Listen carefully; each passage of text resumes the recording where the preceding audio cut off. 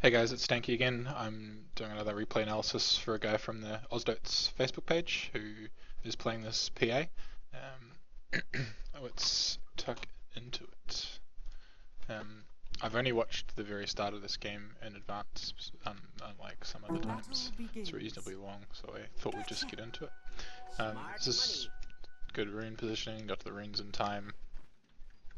And you had your team there, so that's good.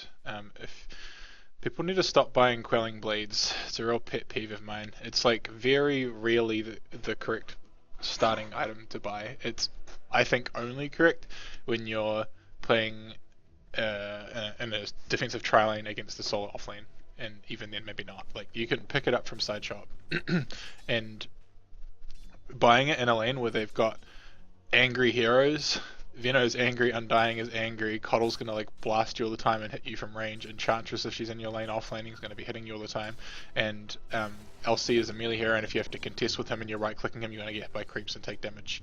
So having a stout is like way more valuable than having a quelling blade. People always think, oh, you know, if I might get some last hits that I'd otherwise miss. Let me just pause for a second because there's some stuff I need to mention about your laning, but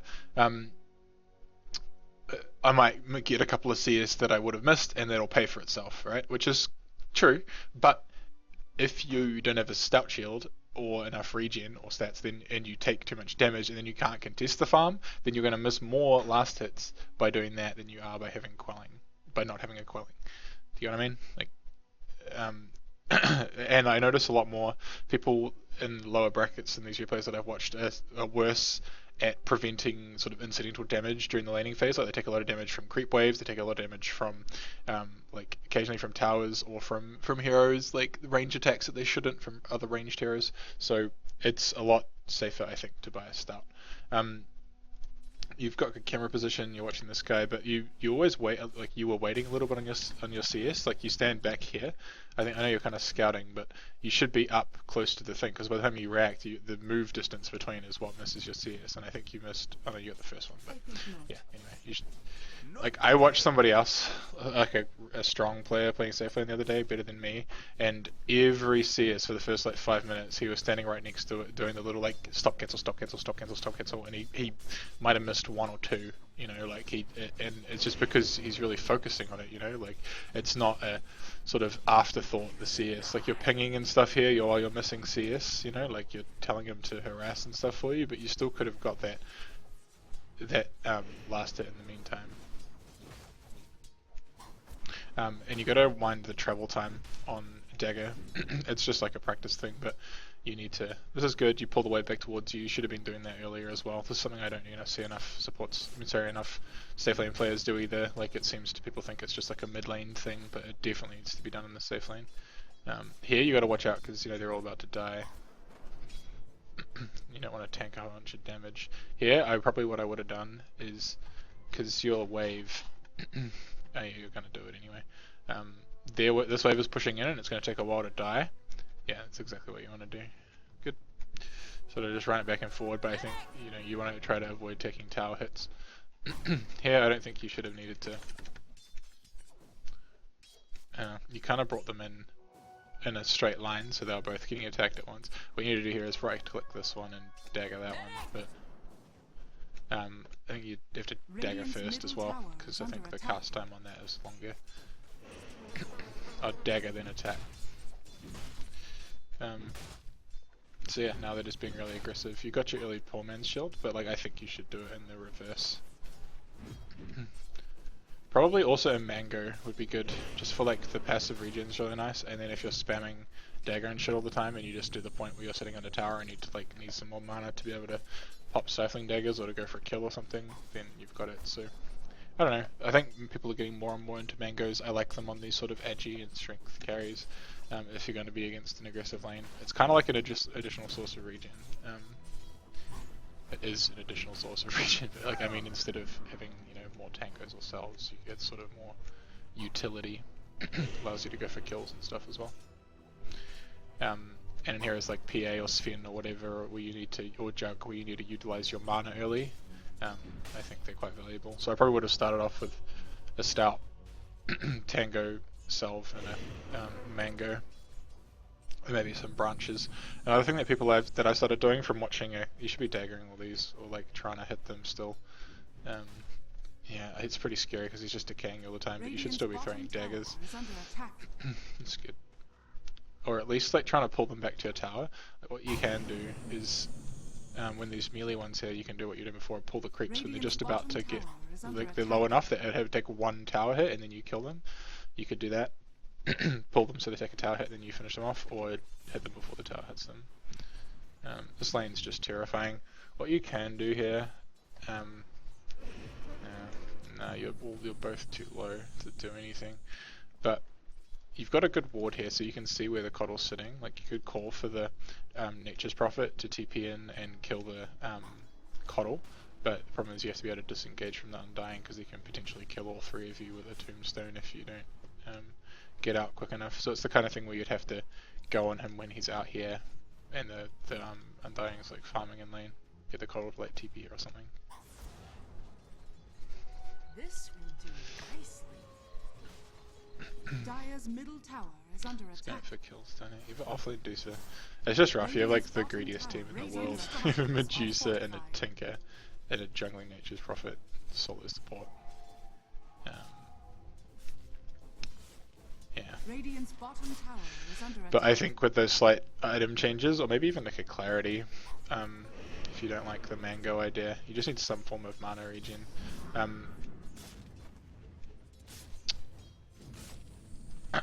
The other option is to, instead of the stout, to start off with a,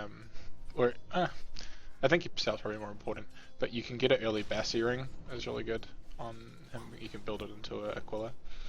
So you can either start off with the Ring of Protection and then buy an early Bassi from the side shop, which I think I don't prefer quite so much. I think I just like bringing out an early Bassi. Did you just yell at there? So now, if it was me, I'd figure myself out a Bassi ring and a Clarity and Tango myself. And use the healing salve on myself. You're gonna run back to base and get a TP, which is also okay. What are you gonna buy? Nothing. Why are you going bottom?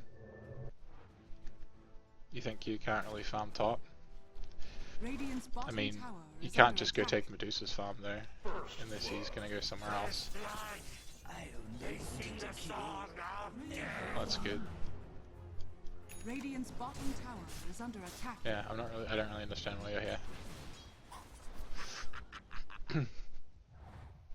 Eventually, the rest of your team will hopefully make enough noise that this is going to happen. Like, he's going to rotate out of the lane, and then you're missing out on a bunch of CS and experience here. Even if you're just getting EXP, it's better than you stealing Medusa's EXP and trying to fight for his farm down in this lane. You don't have like 6 yet, so you don't have crit, which helps your kill potential a lot if you're going to go try ganking or anything like that. But Radiant's bottom tower has fallen. Radiant's middle tower so when you kill a Vino but you feed a dual kill with the LC. Did you have Blink Strike up? Probably didn't. No.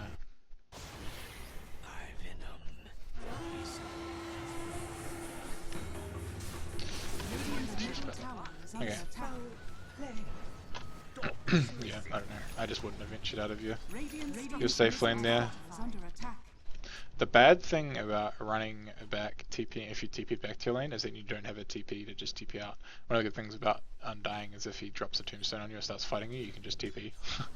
And then it's got its long cooldown before he can do anything with it again. Radiant's top tower is under attack. Phase boost is okay. It's treads are going more and more out of favor in general, but yeah, I don't know. I don't know what I'd go on PA at the moment. Treads are so crap now, but like they're still good for the trade switching to be able to dagger every time you trade switch, and if you're not going in Aquila, that might be beneficial. I think I'd either go one or the other. I think I'd either go treads or in a like phase Aquila.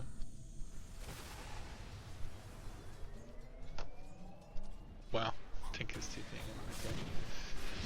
Radiant's middle tower is under attack. Nice. You need to be zoning him here. He's whoa. Okay, he was charging that entire time apparently. Okay, I don't know if you had vision of him. Radiant's middle tower is I under suppose you attack. did because the this guy was here. Yeah, you didn't know how long he'd been charging it from your camera position. If you did, you could have like run past it and hit him once or twice to kill him. But, that was just bad luck. Dire's top tower is under attack. You know what I mean? Like while he starts charging it, you could run through onto the other side of him. He was only 1 or 2 hits from dead, and he's either going to have to cancel it early so that he does some damage to you, but he's going to do less to your entire team when it goes off if you make him early cancel his blast. But if if you're just tanking it, you're dead. Like I don't think running was really an option there. Sometimes if you know that you're gonna die, it's best to just try to get as much, get a kill if you can, or to do as much damage as you can before you die. When you saw that tank, you should have daggered straight away. When you see him coming, dagger instantly. Probably blink on him. Can you actually see the LC there? Why do you see the LC there? That's weird. Anyway, you're gonna use your salve, I think.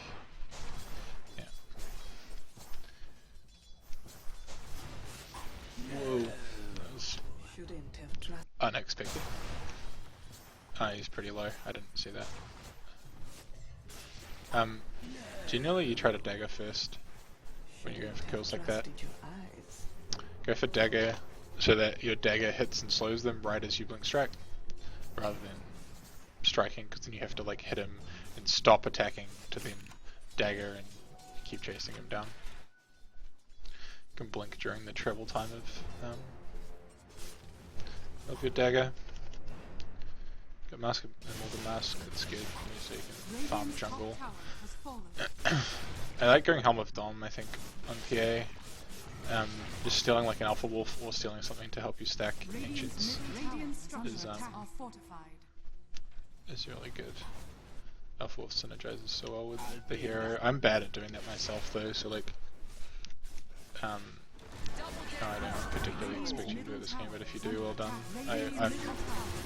The main thing I use Helm of Dom for is stealing a range creep, which my friend, and now I realize that it is. My friends told me that taking range creeps are the best for stacking Ancients now. Especially if you're planning on going Battle Fury, but I mean Medusa can farm them. I just share control with my support and tell him to do it if he remembers. You know, like ask him nicely to stack if he remembers, otherwise cool. Kill, good TP. Otherwise I'll do it myself. You said you went Yasha early for the move speed when you sent me this replay. Yeah, what would I have built? You said you went Yasha and then like didn't go into full Sanjin Yasha. I think if you're gonna go Yasha, it needs to be built into something, especially because they nerfed casual Yasha this patch. Like they made it even worse. And they made some Y worse as well. It doesn't go through BKB, but they don't really have BKB heroes besides Legion Commander. So like SMY is probably still good this game. A nice part about the Sanjin Yasha is it actually increases your move speed more than just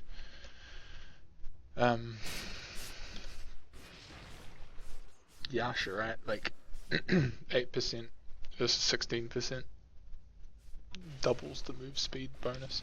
So it's not just the tank ability that you get from Sanj, it's also the slow and the extra move speed, which is really useful. Especially when they have a lot of heroes to kite you, which is like, this is actually quite a scary PA game to be honest, because you can get kited really hard by like Tombstone, by Venos slow. Coddle's got Blast, which until you get BKB or MKB he can just blind you and then you're pretty useless. Enchantress has a slow as well. Mana Leak, yeah, god.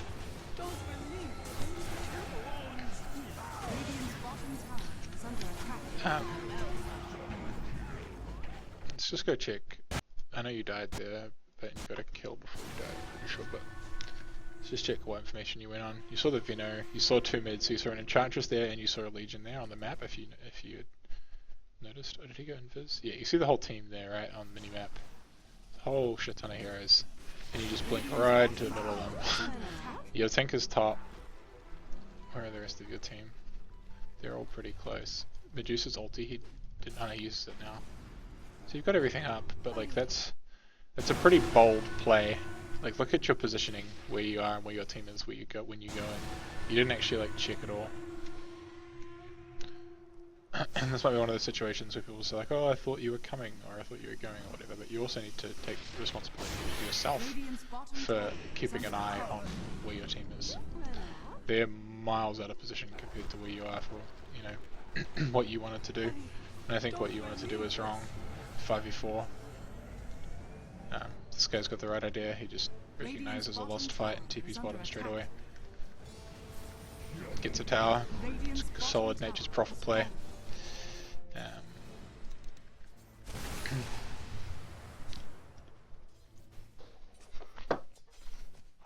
Radiant's bottom tower is under attack.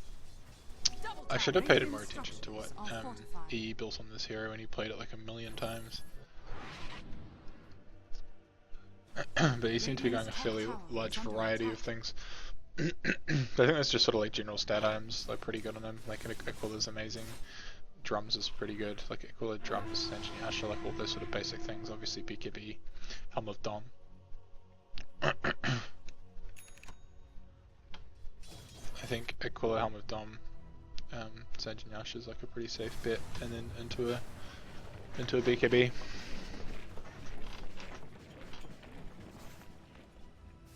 I think your build ends up being reasonably similar without the SMY. You're like satanic and stuff, I know you were saying. Let's just talk about your like movements and stuff.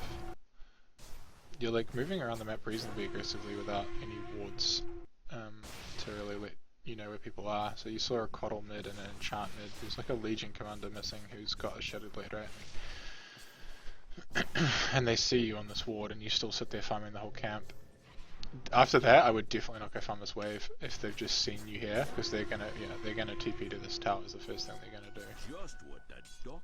What does this guy have? He's got Shadow Blade, no blink. I hate Shadow Blade on Legion Commander. But yeah, that's not a wave you farm after that. Yeah, I wouldn't got that. Wow, okay. Still not sure it's great, but I'm like more of a conservative player. Like in that situation, I just see him as dead. But hey, it worked out pretty good. I'm still like, yeah, I don't know. I guess I also expect that people are gonna have more backup than that if they go for a duel into 3 heroes. Like the reason I wouldn't have gone it is because I assumed there was like Undyings and Venos and shit like close behind him following up, which I guess in my MMR there normally is, because people don't make those sort of plays without you know, information that they're by themselves or support. So that's something to keep in mind if you're playing strong opponents. What did you? Yeah, don't buy Mithril Hammer first. Buy the Ogre Club. You always want the health over the 24 damage, just about always. It's pretty greedy.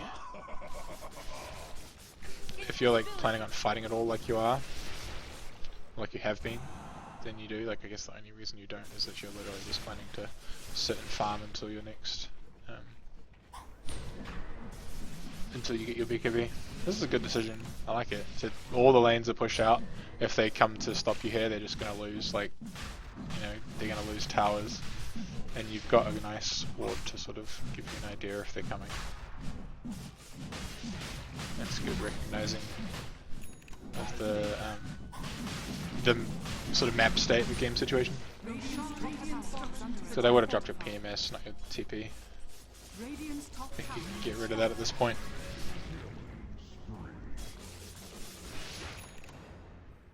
Yeah, I guess an early BKB is really strong in this game. I still think Aquila would have been good. Like, look at you. It just keeps you top of a mana, right? Like, you're quite low. But you can definitely sell PMS at this point. You don't really need to value it. Like, its biggest values in the sort of laning phase. TP is much more important.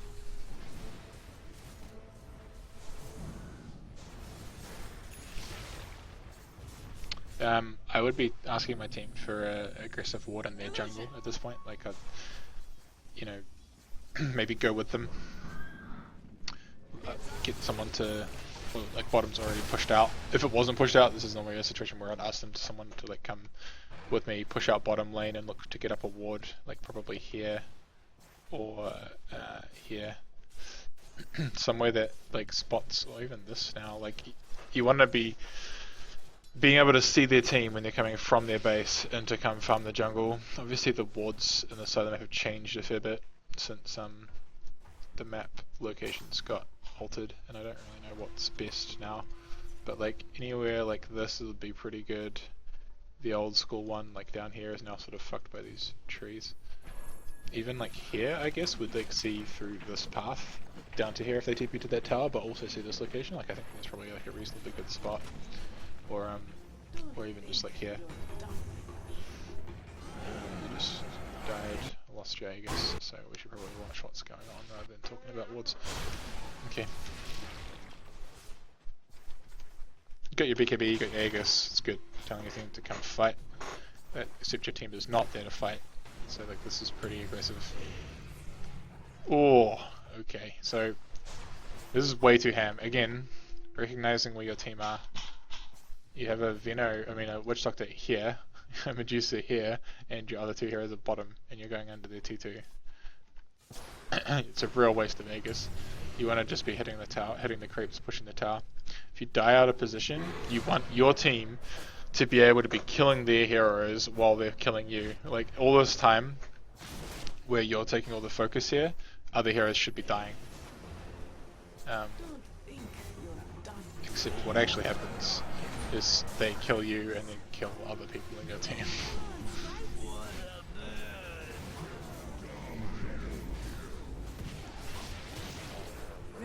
God. Yeah, like that's not a good trade. Like you lost the Aegis, didn't get a tower, lost your Medusa and your PA, your like two of your big net worth heroes, and the LC and the Enchantress survived. You killed their like offlaners slash supports. I don't know, it was just like super aggressive. You don't have to die like as soon as you get Aegis. Like I sort of see that mindset from a few people, and I get it myself sometimes. And it's actually interesting when you have Aegis and your sort of mindset changes a little bit and you play a bit more aggressive, you realize how much you can get done and how long you can live on some heroes when you're just fighting like you don't care if you die. It just, you know, you can get some crazy shit done. It's quite cool. Good recognition of timings. I still find that stack hard to camp, hard to stack, so you did it like 55. Yeah, 55 and run up. It's good to know. It's got such a short pull distance. It's really weird. And so I guess you're going for MKB now, or Basher. Oh, that's right. Basher's like another really common items here. This is super good. Again, strong this game as well because they have heroes that want to cut you.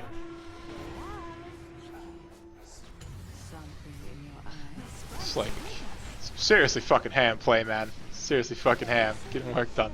But you got like no one behind you. Just larging and charging, looking for chickies.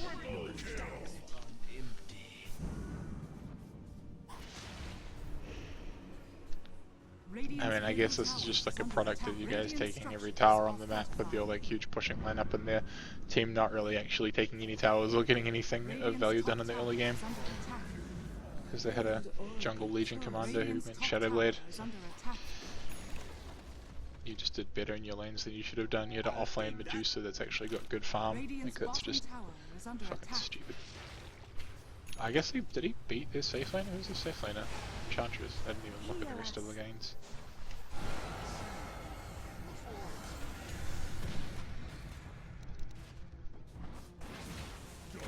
Radiant's middle tower is under attack. Yeah, I mean, like, I don't know.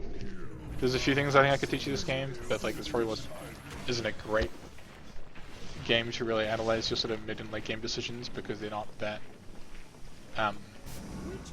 like difficult really, I guess, and you're quite far ahead, so you can just do stuff like this shit where you're just going spastic, just running at their team, and because you're a BKB ahead of them, like, ahead of, you know, BKB with a farm ahead of most of their cores, like you can just do whatever you want.